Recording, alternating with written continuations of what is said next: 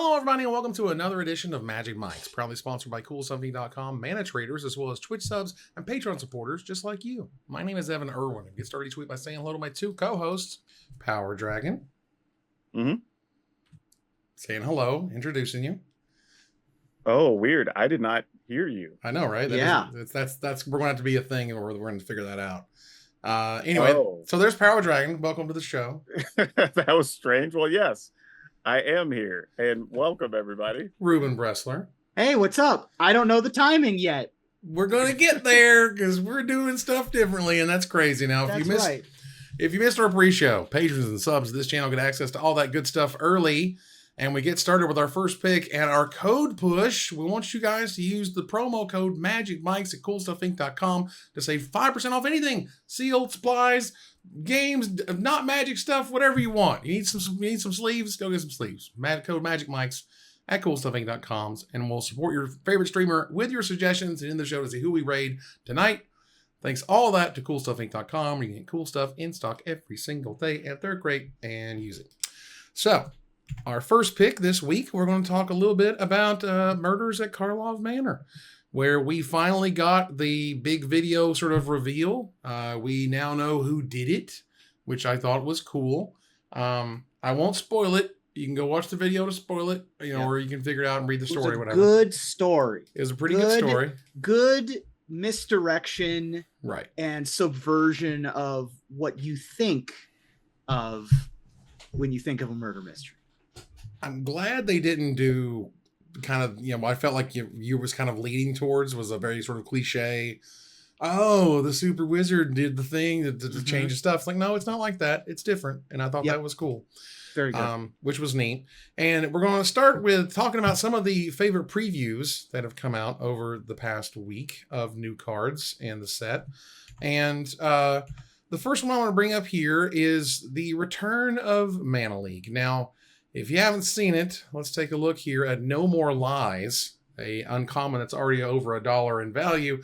It's a blue and a white mana for an uncommon instant that says counter target spell unless its controller pays 3 generic mana. That is Mana Leak for us old schools who got to play with that card. And then it keeps going. If that spell is countered this way, exile it instead of putting it into its owner's graveyard. So it's Mana Leak plus for a blue and a white. And we spoke a little bit in the pre-show, but the idea that you are putting Mana Leak back into standard would have been an earth-shattering thing in like 2017, 2018. Like, there would have been endless articles. It would have been a whole thing. Like every single pro would have to come in and say what this means and how this changes and stuff. And these days, it's like, well, it will affect competitive formats. No doubt about it. That's a whole thing for those who are competitive. But for most, it's like, oh, that's kind of another cool little counterspell, and they're just going to move on with their day. It's kind of more. I think we have a fair amount of counterspells, at least in standard, that were some amount of pay 2 or pay 3 anyway. Some with restrictions or whatever, but I think because of that, people are kind of just going like, oh, okay, it's another counterspell I got to pay something for. But really, realistically, the biggest part of it is that exiles a card. Yeah. For no good reason. Really, didn't need to do that. Could have investigated, right? Could have investigated, surveilled, could have scried one. All of that would have been fine. Would have been just as excited about it. But like, no, we're going to make it awesome. And they did. Yep. Yeah. If you were a control mage in 1997 or 1999, I guess is when Mana Leak came out. I think it was 98, 99. But you've got Wrath of God now. We've got 4 mana mono white destroy all creatures. We've got 2 mana counter target spell and its controller pays 3 in No More Lies. We've kind of got like a Swords to Plowshares Path to Exile-ish card-ish with Get Lost.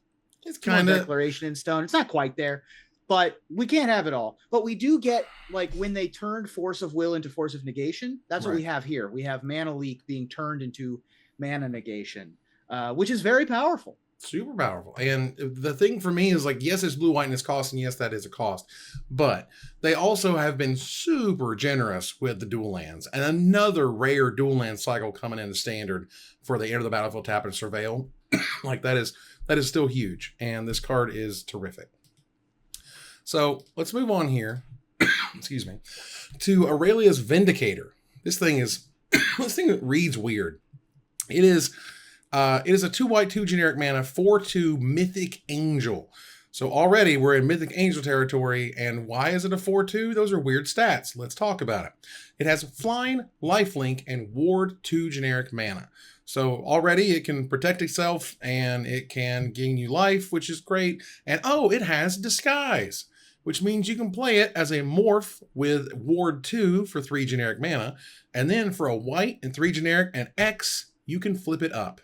And when you turn it face up, you exile up to X other target creatures from the battlefield and or creature cards from graveyards. Right. And when it leaves the battlefield, you return the exiled cards to their owner's hands. You don't return them to the battlefield. You don't return them to the battlefield tapped. You don't do anything weird. You give them back. So you don't have to target any of your opponent's stuff. But if you do, they don't get it back for free. They don't get to recast it for free. They're going to pay for it all over again. Mm-hmm. Or it's super late. You pick up all of your cards out of your graveyard. And when this thing finally dies after dealing damage and gaining your life, you then have to give him, you get all your stuff back. Like, it is really, really sick. This card is sweet. I think it's got big numbers on it for a reason, because not only should it be good, I think in a competitive sense, this is a super political card in a commander format. And you can be like, just get rid of this and that and the other, getting rid of these things out of the graveyard so you can give those cards back to your friends. Like, it's huge. This card should be absolutely massive in this set. Yeah, that's what I was trying to figure out, is like, what deck wants this? You know, because I don't think it's an angel deck. I don't think it's really a control deck, because you just, we have great sweepers that can just exile stuff or whatever. Mm-hmm. Right. So this is probably some like big mana deck of some kind, right? Yes. Where you can pay that extra X maybe for 3 or 4, get some things back out of your graveyard, something like, or maybe even get into a world where you like try to cycle your angels or something. Mm-hmm. That's probably what's looking for this. But it feels like if it hits, the ability could be very, very good. So this card, because I read this card and was like, oh, I understand what they're referencing here. Mm-hmm. If you played Magic back in Return to Ravnica, you played with a card called Angel of Serenity, which was a 7 mana angel that was a 5/6 flyer that did something very similar to this turning face up ability. It exiled either cards in play or in graveyards, and then when it left play, those cards went back to their owner's hands. That card saw play in a Abzan Reanimator deck that was a big mana deck. It had things like Unburial Rites that cost 5 mana, had Thragtusk, which cost 5 mana, had, obviously the angel itself was 7 mana, and then, lots of 4 and 5 mana cards, and then some self-mill stuff with like Grizzly Salvage and Mulch. This, obviously, you can't reanimate in the traditional way. But once you get up to 7 mana, this is an Angel of Serenity. So you're able to cycle them. And this one's able to come into play early if you want to play a 4-drop with 4 power. Like, that's not nothing. Or just have it as a disguised 2/2. Disguised 2/2 flip it up for 4. With Ward 2 as well. Right. Hit you for 4 flying lifelink. Like, that's good. There's definitely Exalted Angel vibes here as well. Yeah, and it does carry a Ward 2 all the time. Yep. Like, that's the other thing too. So it is kind of hard to remove. This thing's priced to move. This thing's good value all the way around. I would be pretty surprised if this wasn't in a like mid-rangey kind of black-white X Reanimator or black-white X kind of value deck. I feel like this card is tailor-made for cards to be moving zones a ton. Now, this last one is an incredible card. It's really cool. It's really sweet. I think it's amazing. But there is one word that when I heard it, I was like, oh my God, this card is amazing. My last card I want to talk about here today is Delney Streetwise Lookout. This is a white and 2 generic mana mythic 2/2 legendary human scout. Creatures you control with power 2 or less can't be blocked by creatures with power 3 or greater. Cool. Doesn't matter. This is what matters. If an ability of a trigger you control with power 2 or less triggers, that ability triggers an additional time. You know what that one word was? It's ward. It triggers ward twice on all of your two. That we literally was talking about a 2/2 that gets ward 2. That's triggers. So cool. It's triggered. It's amazing. This card is so sick. Like, even when you look at, Skyclave Apparition taking out 2 cards. Sure. Like, I mean, we're talking, what was the 7 mana steal permanent guy? Agent of Treachery. Agent of Treachery. He triggers twice. Just all sorts of weird, crazy stuff. But seriously, ward is the ability that makes this thing absolutely bananas, because you double your ward for all your creatures with power 2 or less. That's amazing. That's dope. I didn't put that one together. Thank you for letting me know that. That's great. That's why I was excited. I was like, dude, this card's so sick. I didn't really put it together that much myself until someone mentioned it, and I was like, oh my Jesus. Yeah. That's awesome. So I'm very excited about that card. Yeah, and there's a lot of random things that are 2 power with triggered abilities. Like, there's quite a few. I think even like Kellen, if you're talking about playing just an aggro deck and it goes to look for things top of your library that are 3 or less, like, well, now you get to put 2 things in your hand, right? Like, even that could be huge on back-to-back turns, the turn 2, turn 3. So this does have some potential. I mean, the only downside for it is that it's 3 mana, and there's some other really good 3 mana things those decks want to play. It's true. But could still be worth it. But honestly, like, Resolute Reinforcements makes 2 counters, makes 2 tokens now. Werefox Bodyguard takes 2 creatures. Lunarch Veteran, like, there's lots of really awesome things that are happening. Thank you, the Maverick Girl, for helping out with that in the chat, because this card is sick. Card is fantastic. It's so rare that, like, usually, well, I'll talk about it when we get to my cards. All right, let's go ahead and get to yours. What's your first one? Oh, okay. Well, because we're talking about my cards, it's so rare, flawless segue, didn't stumble over this at all, that there's more than one card that I care about for my Arcades the Strategist deck. Okay. My Arcades the Strategist deck is a deck full of 1 cost and 2 cost walls that I just want to be playing, 0/4s for 1 mana that draw me a card. Delney is a card that probably wants to be in that deck. There's a bunch of stuff that triggers in that deck. It's true. Usually there's one or 2 cost wall that I care about per set, and that's usually about all that's in a set that I give a crap about. But this set has a bunch of stuff, and one of the cards that's in this set that I'm really excited about is Assemble the Players.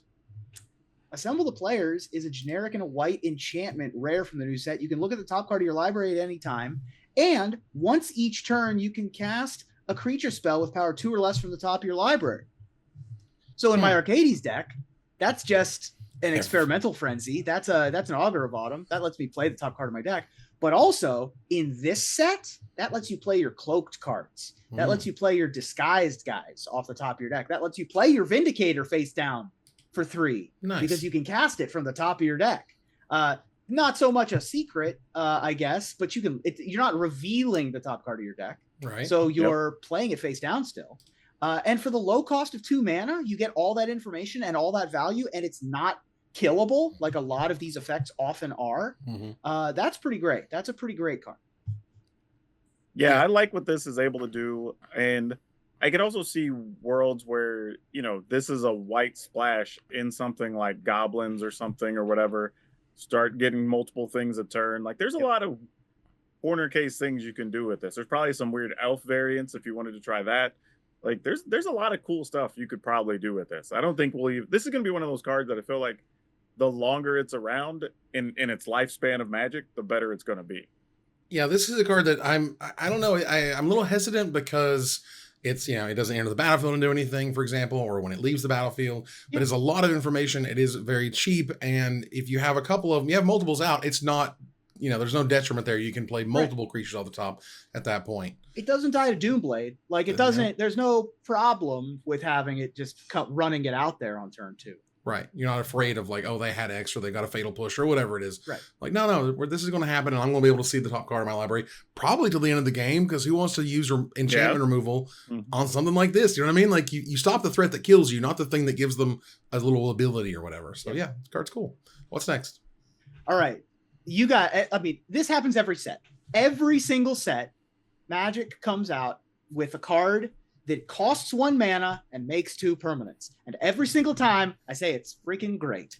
This set has 2 of them, but one of them is already Thraben Inspector, right? It's already, we already know how good Novice Detective is. Yep. Novice Detective is great.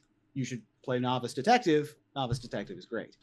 But there's also Case of the Filched Falcon in this set, and I'm really excited by Case of the Filched Falcon. So first of all, we have a new card type. We have a Case, Enchantment Case. It's a 1 blue mana uncommon that says when this case enters the battlefield, investigate, which means you make a clue token. That's a whole nother permanent. That's 2 permanents for 1 mana. We love that. We love that for us. To solve the case, you control 3 or more artifacts. That means that at the beginning of your end step, if you have 3 artifacts, this just gets a whole nother ability. And the ability that it gets turns all of those cheap artifacts like clues or treasures or whatever into massive threats. Sacrifice this case and pay 3 mana to put 4 +1/+1 counters on a non-creature artifact and make it a bird with flying. So let's just say our deck is nothing but Case of the Filched Falcon. We go turn 1 case, turn 2 case, turn 3, we're already attacking for 4. Right. With 2 more waiting in the wings, right? Literally waiting in the wings. Oh. This card's great. Yep. This card's just pure value. Like Hard Evidence was a card that got printed in one of the Modern Masters sets that made 2 permanents that was very similar to this. I think that this card's spectacular. Yeah, I think this is a card I'll probably play if I'm already playing other artifacts. Like maybe like the green-blue artifact deck that's floating around right now in Standard with the Spyglass Siren, the Schooner, stuff like that. It's like, okay, cool. They're just going to be pretty easy to set this off, and I'll still want the extra artifacts. So it could probably fit in something like that pretty well. You know, I didn't really sort of think about it until someone had mocked it up on the Magic subreddit, but it is actually weird to me to basically say this probably should have been a flip card. The enchantment cases would have been better as flip cards. The first 2 parts are on the front side, and then when you solve it, you flip it over, and now you got a cool ability that you can use because you've already solved the case. You flip the thing over. That makes a lot more sense. At least in my opinion, it does. Because at this point, it feels like they kind of just shoved everything together. I love the idea of cases. I love the idea of solving the cases. I think that's great. Solved abilities are super cool. Nothing wrong with any of that other than I think presentation-wise, it would have been cooler and or cleaner. And I know there's printing issues that you couldn't necessarily do it easily, but regardless, like the best execution to me is the best execution, and I'm not sure if this is the best execution. There are some cases that have static abilities as the top ability instead of coming to play abilities, which is the one issue. You would have to reprint the ability on the back again, but that's fine. Like I appreciate your take on it. It would have given more art also. And you which can I think would have been a better close the payoff case if you flip it over. That's very funny. Right. See, I think that's cool. Sure. I'm like, there's parts in of transforming case, things. This card is very good. This card is very strong, and I love it. I like the case card type. If you haven't seen the Maltese Falcon, the Humphrey Bogart classic, you gotta go watch the Maltese Falcon. That's what we're referencing here. So I love it. I mean, we now have in 2024 a card that says you control no suspected skeletons. Like that's amazing. Yep. I almost put that one on my list too. That's a great one. Very good. Very good. There are some weird lines on Magic cards these days. Yeah, it's true. Yeah, there's some weird ones.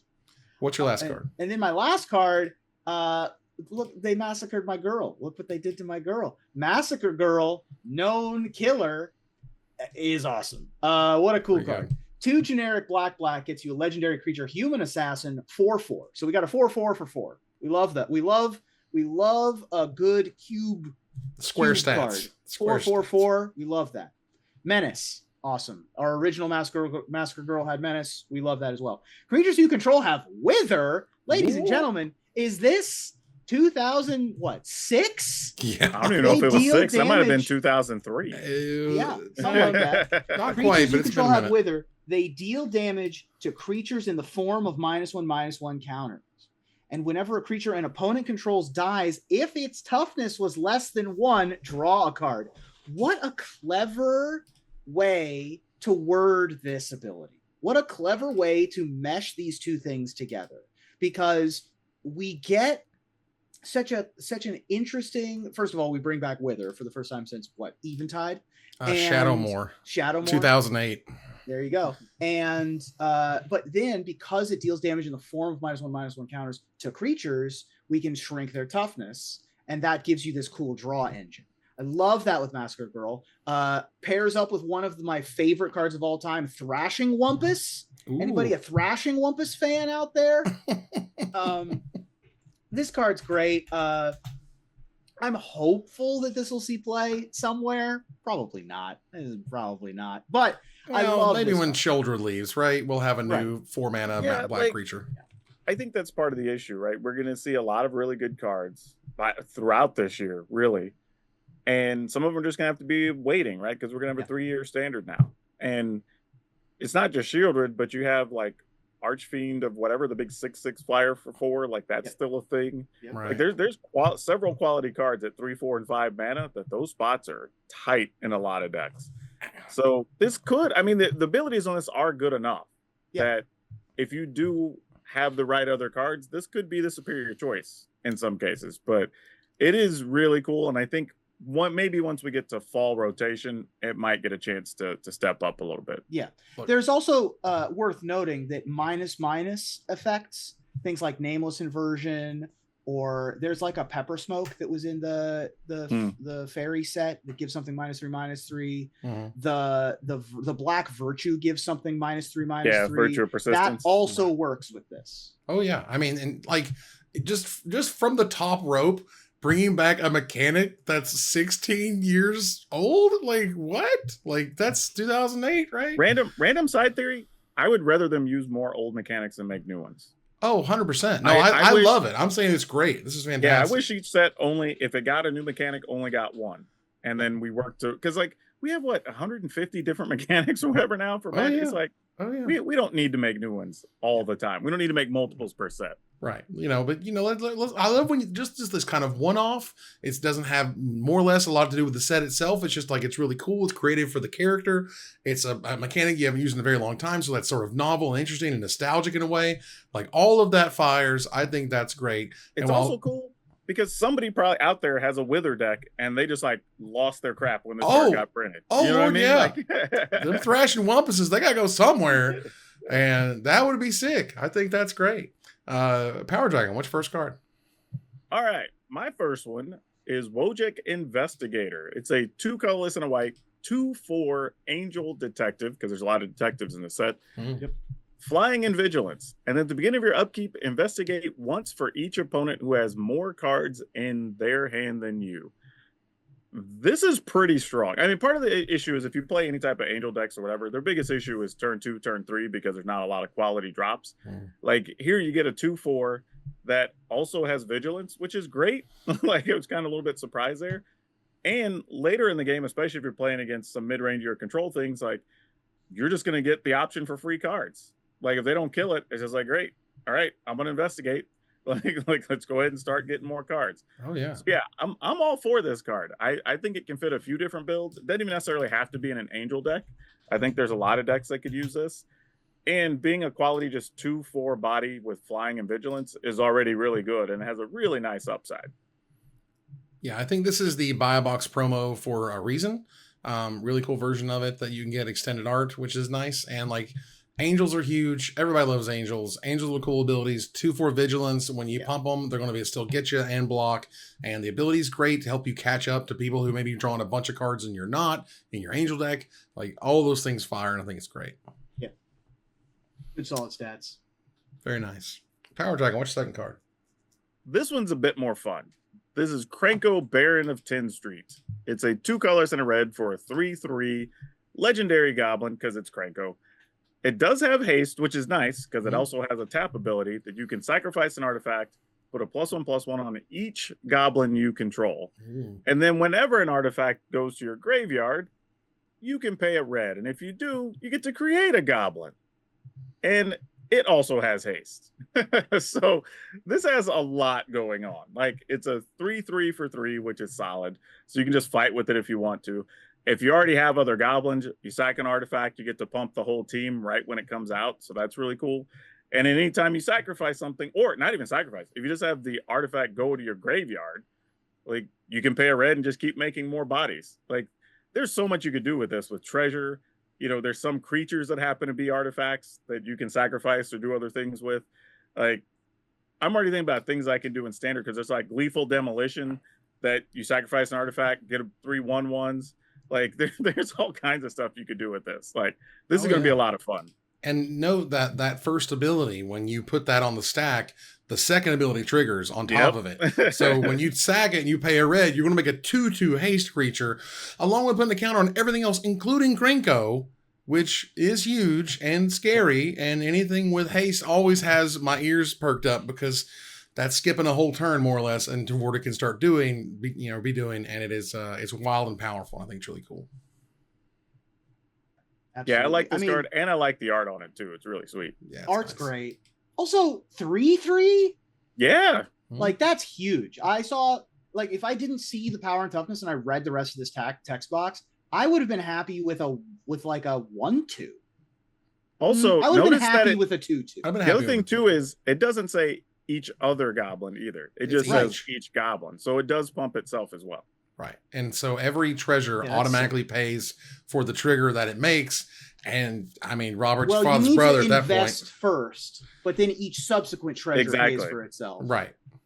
But yes, it works out that way because whenever an artifact goes to the graveyard, so you can just sack it and it makes a red, and then you pay the red and off you go. Card sweet. PowrDragn, what's your last card?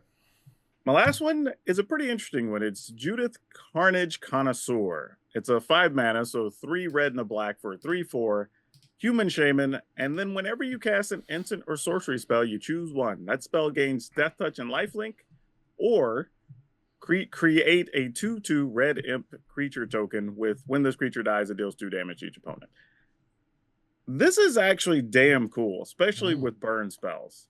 Because now anything you have that deals damage can just kill a thing because it gives it Death Touch. Like, this is really strong. I don't know where it goes or what it goes in. I have a feeling I'm going to lose my battlefield to this thing in Commander multiple times in the next year. But 100%. Man, this card's cool. There's a card called Whale of the Nim, I think is what it's called. I got to look for it. Hold on. Okay. Is that the one that deals damage to everything? It's 2 generic and a black, Entwine of a black. It's a common from Mirrodin. Choose one, regenerate each creature you control, or Whale of the Nim deals 1 damage to each creature and each player. There's also in standard, I think in the festivities, I think it is. It's a sorcery, a red, deal 1 damage to each opponent and each creature they control. Yep. That's just one red, just get on out of here. I mean, when Lightning Helix kills anything and you gain 6, like that's some good clean living right there. Blast Massacre to the lifelink is no joke. And also in Commander, the lifelink is going to be probably more relevant than the Death Touch because of things like Blasphemous Act and Chain Reaction seeing play in that format. Oh yeah. This card has the ability to go very wide and creepily. I don't know, man. It's going to make 2/2s that deal 2 damage when they die. That too. I would say go get these on cool stuff right now because they're probably going to be $10-$12. I could see this being $15, $16, $18 pretty quick. Yeah, this is a pretty good burn spell tribal command. Yeah. I'd be very happy with this. And load this up with Ashenil that turns all those spells into 4 damage, and like you can start doing all kinds of things with this. Yeah, let's go. I mean, some Mardu burn or something. I'll take it. That would be lots of fun. All right, cool. Well, those are our picks to go over. As we talked about here, we mentioned a few of the mechanics. There was Disguise, which is like sort of Morph plus, which is cool. There's Cloak, which is, let's see how exactly it's like they did with Morph. They tweaked Manifest essentially, where Manifest basically morphs from the top of the deck. Well, now you Cloak from the top of the deck, but it has Ward 2 again, and that's neat. There's a whole expose the culprit. I'm just going to bring it up here because it is this whole mechanic thing. Mechanics are getting more, advanced. They're getting more technical. They're getting more intricate. And I think as you see that, you start to see mechanics like this, and you start to see the suspect thing, which we'll get to here in just a second. So we'll go down here and to expose the culprit. Like this card is wild, particularly it's just an uncommon. It's a red and a generic mana instant that says choose one or both, turn target face down creature face up, okay, sure, whatever. Then, or choose one or both. Remember, you get both of these if you want. Exile any number of face-up creatures you control with disguise in a face-down pile. Yep. Shuffle that pile, then cloak them, which means they become 2/2s with Ward 2 again. You don't know what they are. That's nuts. That's awesome. I think that's great. Like, that's so sick. Bruh, that makes me want to play with disguise cards right there. That seems awesome. You know what else you could randomly do with that? Like if you had creatures being targeted for things or whatever, you can be like, well, I'm just gonna save my dudes and have 2/2. It's like a ghost way. Yeah. It exiles your guys. Now it turns them into 2/2s, but you know, you or do what you can to get by. Where you block. Right. I'm gonna go ahead and blink all these things out. They come back, and now I can attack with them when you don't have any defenses. You get to basically do the disguise thing all over again. Yeah. While probably also saving your disguised creature or your creature that has disguise from a removal spell or whatever. And like that card just does so many things. It's incredible. Investigate returns, which we know we've talked about it, which is great. Suspect is kind of fascinating because pretty cool. It's not a counter. It's just a status that a creature has. And I think they're going to have like little punch out cardboard things so you can put them on creatures. And I'm sure there'll be some cool implementation in Arena, but like, it's not a counter. I'm still kind of shocked it's not a counter because Agris Cause, by the way, it's Agris, not Argus. It's Agris Cause, Spirit of Justice. White, red, 2 generic mana for a 2/4 mythic legendary spirit detective. And we'll find out why it's mythic here in a second. Has double strike and vigilance. So it's basically a 4/4. Whenever it's a 3 mana or 4 mana 2/4, like that's pretty mythic. Yeah, you know, it's the double strike that gets there. But either way, whenever it enters the battlefield or attacks, either or, choose up to 1 target creature. If it's suspected, exile it. Otherwise, suspect it, which means a suspected creature has menace and can't block. So again, you're giving it a kind of status, which kind of takes things away of it and being able to block, but also gives menace, which is a thing. And the creature here is just like, oh, that's got that status. Get it the hell out of here. And that's really interesting and different. I just realized that this is a spirit detective. So at some point, Agris Cost died. Yes. Oh yeah, long time ago. Oh yeah, I know nothing about lore. I don't. I just play cards. He died like during the original Ravnica, like OG Ravnica. Yeah. He's been around a hot minute. So I thought that was cool. Okay, so let's talk a little bit right now about collect evidence. This is also another very wild. Really, guys, there's a lot of words and it's kind of a weird twist. So let's take a look at Axebane Ferox. It's easier to look at a card because it makes more sense. Axebane Ferox is a 2 green, 2 generic mana rare beast. It's a 4/4, so it's square stats. Great. Has Death Touch and Haste, also great for 4 mana, but it has Ward of Collect Evidence 4. So whenever this creature becomes a target of a spell or ability an opponent controls, counter it unless that player exiles cards with total mana value 4 or greater from their graveyard. And this is, of course, a tax on you trying to target it, but there are other cards that have you collect evidence, which is kind of wild, honestly, in setup. Yeah. Collect evidence is a really interesting keyword. Most of the collect evidence cards in the set are as an additional cost to cast this spell or to activate this ability, collect evidence and then a number. So for example, Analyze the Pollen was a card I almost put on my list, which is a green sorcery that says as an additional cost to cast the spell, you may collect evidence 8, which means you have to exile total mana value 8 or greater from your graveyard. Right. Search your library for a basic land. If the evidence was collected, instead search your library for a creature or land, and then put that in your hand. It's very similar to Traverse the Ulvenwald in that way. It's just a really interesting way to use the graveyard and give more value to the graveyard that they haven't done before. And I think it's a really flavorful way to do it for the detective set as well. Yeah, I think even on this particular card, it's actually like when I first read it, I'm like, okay, my opponent removes cost equal to 4. That's whatever. But then I started thinking like, okay, well, what if you play this? You play some ramp creature on turn 2. You play this on turn 3. Well, they don't have anything in the graveyard yet. You know what I mean? Even if they killed something else, it's like what is it? A cut down maybe in the yard? Like, okay, right? Like you still got to deal with this 4/4. And it's got Death Touch and Ace. Yeah, like this is still a thing. And there are some decent green cards you can play that do still remove stuff from the graveyard. There's the 3/4 elf from 2 sets ago or whatever. Like, there's a few different things.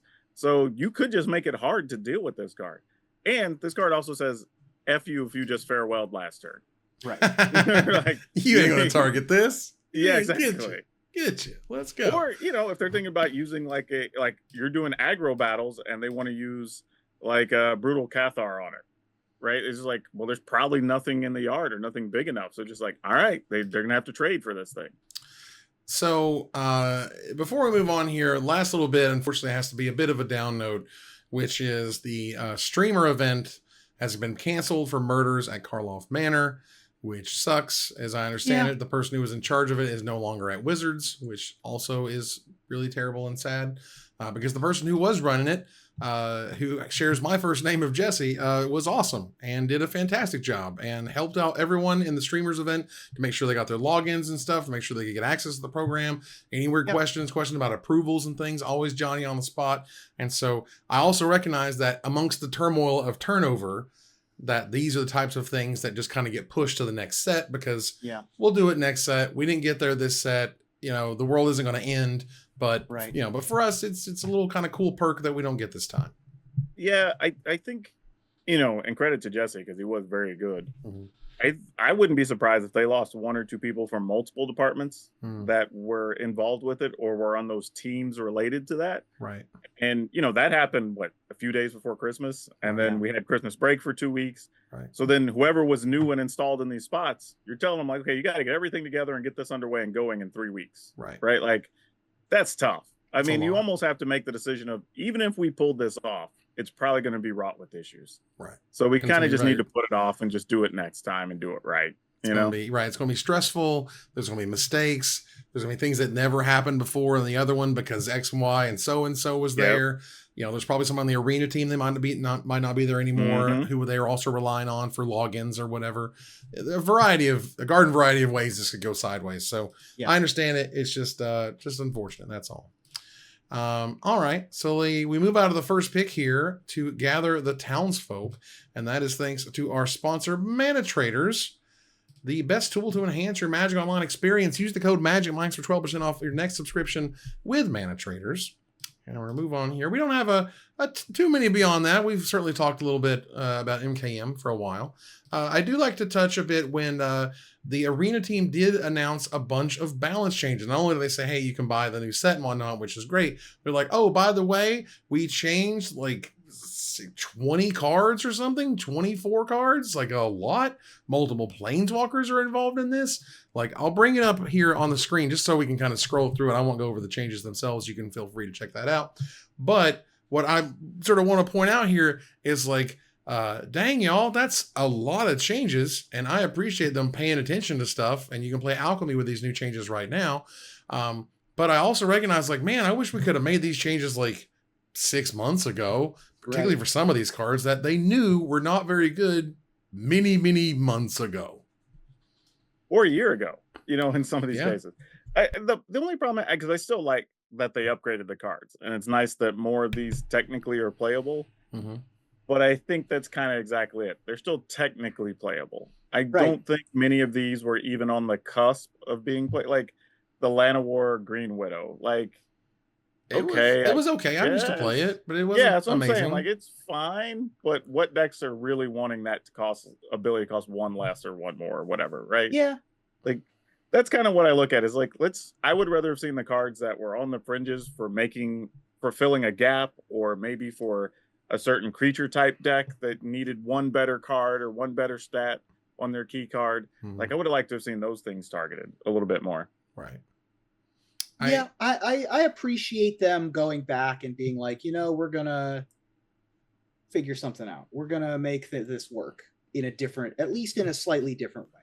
I can appreciate that. Yeah, and Green Widow, for example, gets a finality counter now before having that if it were to leave and go exile, blah, blah. No, it's cool. We got this nice, clean, You bring it back, you get a finality counter, you bring it back for less than it was for just 1 mana now, which is awesome.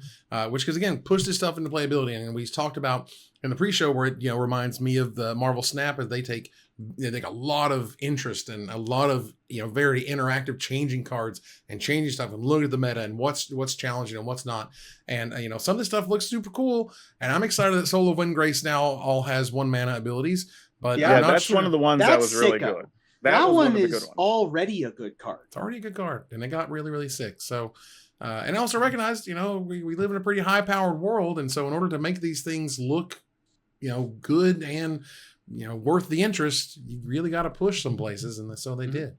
So I think that was cool. And I always like to highlight that. And I appreciate that stuff. And do it more often, Wizards. Keep going. You don't have to stop. Just keep it up. Agreed. Which is awesome. Cool. So let's move on here to the fact that Star City Games just got the ability to run the regional championship seasons through the competitive 2024 through 2025 and 2025 through 2026 seasons. Like, they're not just hosting events, they're all the regional championships. They're also like organizing and administrating all of the regional qualifiers. So it's interesting that Wizards has kind of put that off to a third party. Not that Star City can't do this stuff. They've been really great at events, if nothing else. But, the idea that this is going to a third party and just kind of like taken out of Wizards' hands, because this used to be the qualifications and, scheduling, all that stuff, you used to have to go through a Wizards rep. Now it's going through an SCG rep. I mean, not surprising. I'm actually honestly surprised that this didn't happen sooner. Actually, forgive me, and Pharmacist Judge, thank you so much. This actually was in DreamHack's hands, and as I recall, DreamHack didn't necessarily crush it, and or the DreamHack events that were the championships, you had to have a DreamHack ticket or whatever to get in. There was a whole kerfluffle about that, so I can also see why that changed. Right. Like, I am surprised that Magic the Gathering ran their own tournament series for so long, right? Because that is a unique thing amongst any game, really. Then they gave it to DreamHack, which wasn't the worst fit, but wasn't a natural fit, right? It feels like it's very similar to me to Reed Pop running Magic Cons, where it's like, sure, they're doing good, like they do it. This is a thing that they kind of do, but they don't know Magic. Star City has been the guys, or one of the two, or one of the three, at the top of the mountain for 20 years. They ran a third-party tournament series for such a long time that, and they still do, but I don't really count what they do now as the same thing as what Evan and I used to work on. Right. But it now that they're going to get, maybe they get the support from Wizards to like do what they kind of used to do, right? That's kind of exciting to me. It's kind of exciting. I mean, and again, Jared Silva, best in the business. As far as I know, he's still running that ship, which is great. Jared's great. And, SCG did have... Hold on. Oh, sorry. Go on. I mean, we did have, I guess it was CFB that was running the last iteration of Grand Prix or whatever before all that went down. So it's not unheard of for Wizards to do something like this, really. I just look at it and say, hey, one of the biggest questions everybody had, and you saw it all over socials, was, is there going to be coverage? Right? That was like the first thing everybody asked. And probably we did not have coverage at the DreamHack championships and RCs or whatever. So I don't know how much of that budget came from Wizards to help facilitate that or whatever. I mean, I'm sure that's something Star City had to agree to or not in contracts or whatever. We won't ever know the answers, but I would think that has to be one of the things you want to do. Is we have to bring coverage for these events, even though they haven't really had coverage for their other stuff lately. People definitely want coverage of these events. I think they can want it. I don't think it's going to happen. I mean, knowing that coverage is $15,000+ of investment, that's a lot of dollars. You know what I mean? And you have to say, because you ran this coverage, what happens? Because you ran this coverage, what was the outreach? There's no IQ system that you can, tout and build into. There's no more in-store programs, as far as I know, at SCG. That all kind of went away with the pandemic, when they had the game night stuff there for a while, and stuff that, Reuben and I worked on way back in the day. But yeah, so a lot of those systems are gone, but it's really interesting to see that changing hands, and I wanted to mention that. Speaking of things we want to mention, and look, we are in many ways Magic's inside baseball. Okay, I get that. I'm over here. I'm talking about the zeitgeist. What the hell's a zeitgeist? It's the stuff. It's like a meta game. It's not the game. It's the game around the game. The zeitgeist is the community around the community or whatever. Everything that's going on inside of it. Well, listen, they just kind of randomly dropped that Erik Lauer has retired from Magic game design, and this man needs to be like celebrated. I'm telling you, Erik Lauer, one of the smartest dudes I ever met, absolutely hilarious. Had a whole Twitter account there for a while of like shit Erik Lauer says, because it was absolutely hilarious. Super smart guy, absolutely incredible. So much of the Magic gameplay that you experience right now and have experienced for the last 20 plus years is because Erik was involved. Some of the best sets ever made, Innistrad, Zendikar, World Wake, all that stuff involved in there. All that stuff was super duper foundational. And just knowing the other side, the backside of Magic and design and R&D and blah, blah, blah, I'm telling you, this is a huge deal. And, you know, big ups to Erik Lauer. He's an absolutely fantastic dude. And crazy. Your average player won't know who this guy is because he was behind the scenes. But he was really this? important. So I see that it's from Shivam's Twitter. Yes, I'm guessing posted. I'm guessing it was from Marrow's article because he usually talks about design. Looking at the font and how it's set up, it's from a Wizards article. Yeah, something on their page. Crazy. Yeah. That is such a weird place to announce that this is a recently retired. Because Erik Lauer, again, you know, here's the history lesson. Erik Lauer helped design CMU Academy, which was a deck that he played to a top 8 finish at a Pro Tour, I believe. Like a Grand Prix, or a Grand Prix, and then helped design Megrim Jar, which Megrim Jar was, he and Randy Buehler brought Megrim Jar to a GP, and I think they both top forward, and they were the only two people playing the deck, if I recall the story correctly. This was like a turn 1 combo deck that was playable for about a week in Urza's block standard, like Tempest Urza's standard. So we put the kibosh on Memory Jar real fast. And they put the kibosh on Memory Jar real quick, especially once you could go like turn 1, play everything in my deck with that deck. And then very quickly thereafter was hired at Wizards, was a designer, was a Magic designer since mid 2000s, 2007, I want to say. But like was at Wizards long before that, like had been at Wizards for 20 years. Oh yeah, been at Wizards a long time. Incredible career. Head designer of a bunch of sets. One of the people who is like an icon of the game at this point, as far as I'm concerned, as it pertains to people who are lifers at Wizards. Yeah, I mean, if you look up his MTG wiki page, I mean, just a murderer's row of amazing sets. You know, whether it's Shards of Alara, Morning Tide, Scars of Mirrodin, Modern Masters. He was involved with the very first Modern Masters, all the way up through Double Masters 2022, Wilds of Eldraine, Lost Caverns of Ixalan, and the Murders. Like, we're talking all these like new sets that we were really excited about. He's been in there, developed stuff like New Phyrexia, the Commander decks like Zendikar, World Wake, Rise of the Eldrazi. Like, this man was a pillar, like an actual factual pillar of Magic design. Love it or hate it, man. He was integral to the game that we play today. So big ups to Erik. You're great and you're awesome, and we will miss your work. Cool. So I wanted to bring up this wild video that showed up that shows the making of a cosplay, which is pretty incredible. The Admiral Beckett Brass is a card illustrated by Jason Rainville. That it's a tribute to his mom. Nothing to do with illness or whatever, like we used to think. It's just a tribute to his mom. But it was, there's this video that they came out with. We won't play the whole thing. We'll just play a little bit of it. And, but it really details like how much work they put in to the costume, which was extensive, and, what they had to do 3D printing wise to, make the super cool sword and whatnot, all these things that you do that are kind of taken for granted, I think, in the world of cosplay, and just came out amazingly here. Yeah, what a cool process video. I know enough cosplayers to know that this is the kind of thing that is gone through. I know the Babcocks, for example, here in Los Angeles, they helped make the shield and the axe that were part of the Command Zone props at the Vegas MagicCon, for example. Nice. And I go to LARP with them.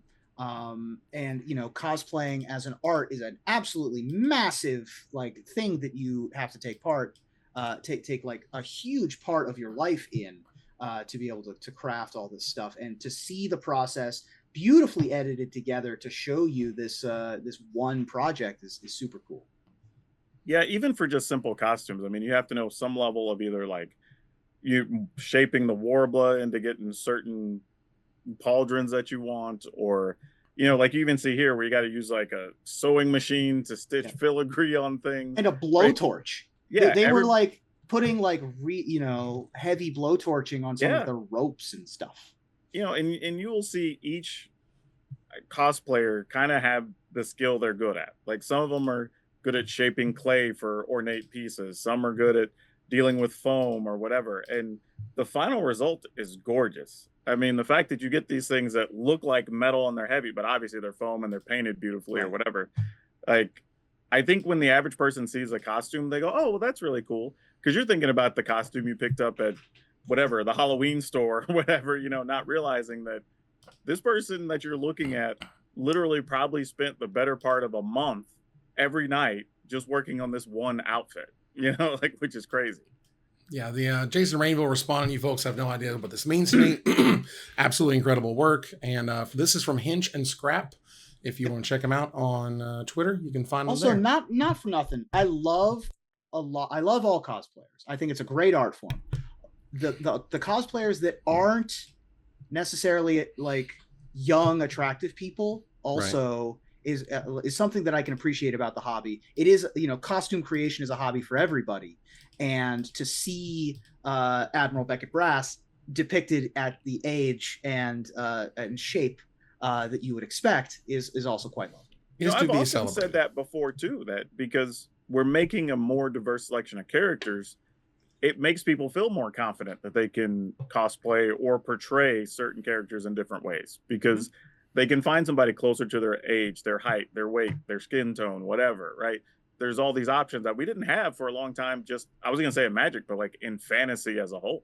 Yeah. Right. So I need more bald, graybeard dudes by sort of me, and then we'll jump into there as well. It'd be great. Lastly, here I want to mention that Paul Cheon is on YouTube. He was let go, unfortunately, by Wizards, but has come back strong on YouTube. He's been doing some vintage cube draft coverage with LSV, which was super cool. I jumped in on some of that the other day, which was awesome. Check him out on YouTube, Paul Cheon. You'll find him right there, and give him a sub and tell him we said hi, because he's great. And if anything, I Wizards missed out. I don't know what to say. I don't know why you wouldn't want to work with Paul Cheon in your game company that develops a fun game. I mean, that seems silly to me, but yeah, I mean, Wizards was at the whims of Hasbro at this point. They had to get rid of a lot of really excellent people. They did, up and down the chain.